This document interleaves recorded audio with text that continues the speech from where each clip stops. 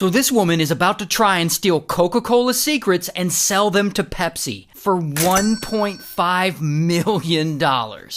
Now, her name is Joya, and Joya's got a great job. She works at Coca-Cola as the secretary to the global brand director. But Joya's got a problem. She feels like she works hard for Coke, but she also feels like she never gets the appreciation she deserves. She feels like everyone there treats her like she's stupid.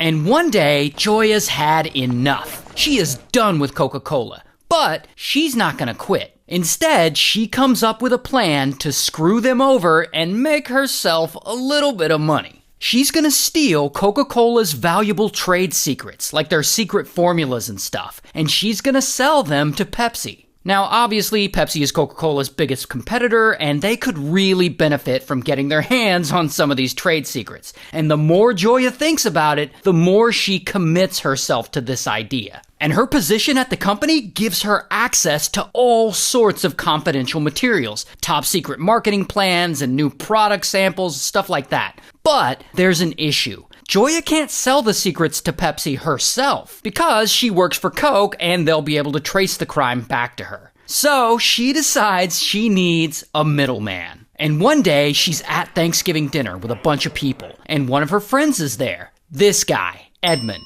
So she pulls Edmund aside and she floats the idea to him, like, I'm gonna steal Coke's secrets and sell them to Pepsi. And Edmund, he's an ex-convict. He recently got out of prison. So when he hears Joya's idea, he's like, aye. Then later, while she's at work, Joya collects copies of some highly confidential materials, and she starts taking these documents home with her.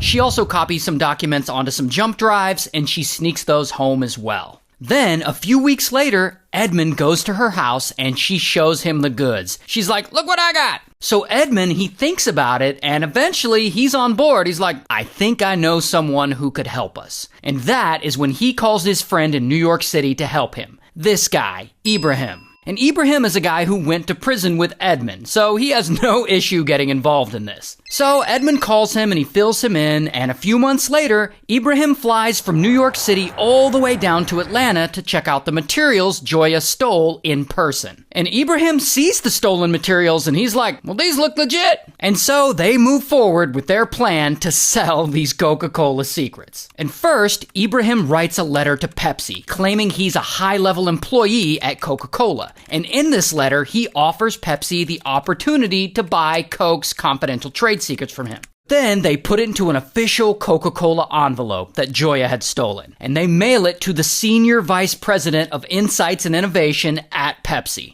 A few days later, Senior Vice President, he gets the letter, and he reads it, and he's like, what the fuck is this? And even though Pepsi could really benefit from these stolen Coca-Cola secrets, this exec decides that this is all very wrong, and he wants no part of it. So what does he do? He faxes this information right over to the execs at Coca-Cola and basically snitches on these guys. And the execs at Coca-Cola are like, what the fuck? And they immediately report all of this to the FBI.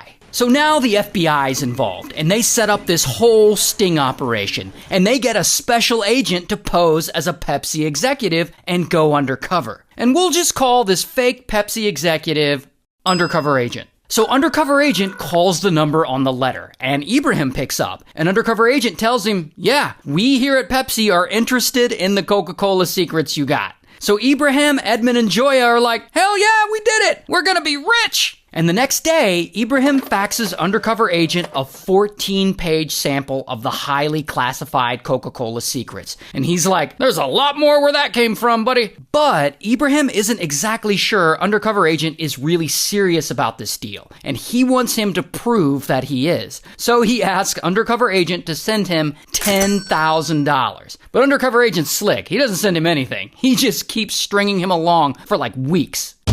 Until a few weeks into the negotiations, Ibrahim is really trying to make this deal go through. So he offers to get Pepsi, aka Undercover Agent, a product sample, like a flavor of soda that hasn't been released yet. Now, by this point, Undercover Agent and the rest of the FBI have been working hard behind the scenes to crack this case, and they've been looking at Coke employees who could potentially be involved. One of the employees they've been low-key looking at is Joya, because she's one of the few people who has access to all this confidential material. So, in the Coca-Cola building, they set up hidden cameras near her desk. And later, those cameras end up capturing footage of her stealing documents and putting them in her bag. And they also catch her stealing a product sample. Which, in this case, allegedly, the product sample she steals is called Coca-Cola Black, which is Coke infused with coffee. And at this time, Coca-Cola Black hasn't been released to the public or even announced yet. But anyway, then undercover agent reaches out to Ibrahim and he asks him to set up a time when they can meet. And Ibrahim and Edwin and Joya, they have no idea the FBI is onto them. And they have no idea this Pepsi exec they're talking to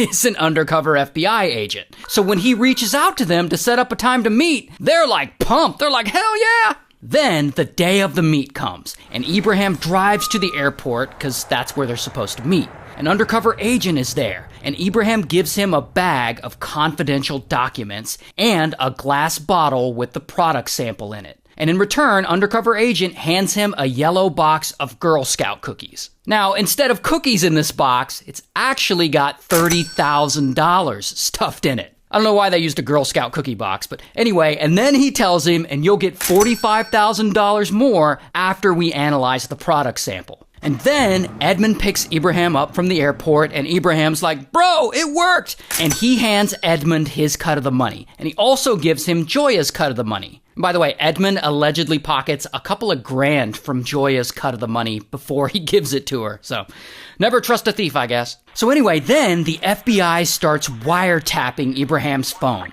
and they're recording all the calls and messages between Ibrahim and Joya and Edmund, and they're getting more and more footage of Joya sneaking documents into her bag. So their case is about to be airtight. And then the trio makes another move. Ibrahim emails undercover agent and he tells him that he has 20 more highly confidential materials in his possession. And undercover agent's like, cool, we want them. And they start negotiating the price. An undercover agent, posing as this Pepsi exec, he tells Ibrahim he'll pay him $1.5 million for these new Coca-Cola secret documents. And Ibrahim is like, fuck yeah! And so they set a time to meet up and make this exchange. A few weeks later, the time has come to finally meet. And Edmund drives Ibrahim to the meeting spot at a restaurant at the local Marriott Hotel, and Ibrahim goes inside while Edmund waits in the car. And inside the restaurant, Ibrahim sits down at the table with undercover agent, and they chat a little, and they agree on the amount one more time. $1.5 million. Then they shake hands and Ibrahim leaves and he walks toward Edmund's car, and then kaboom! Suddenly they're surrounded by FBI agents, and bam! Ibrahim gets arrested, and then bam! Edmund also gets arrested, and then bam! The FBI goes and arrests Joya too. Here's Joya's mugshot, and here's Ibrahim's mugshot. And I couldn't actually find a mugshot for Edmund or any pictures of him online for that matter. But anyway, they're all charged with conspiracy to commit theft of trade secrets, and Joya gets sentenced to 8 years in prison, Ibrahim gets sentenced to 5 years in prison, and Edmund gets no prison time because he testified against the other two. So, shout out to Coke and Pepsi, I guess. And a huge shout out to Leonardo.ai for sponsoring this video. If you make videos and you want to make really badass art for those videos, like this, or like this, like look at how cool that is. Sign up for Leonardo.ai.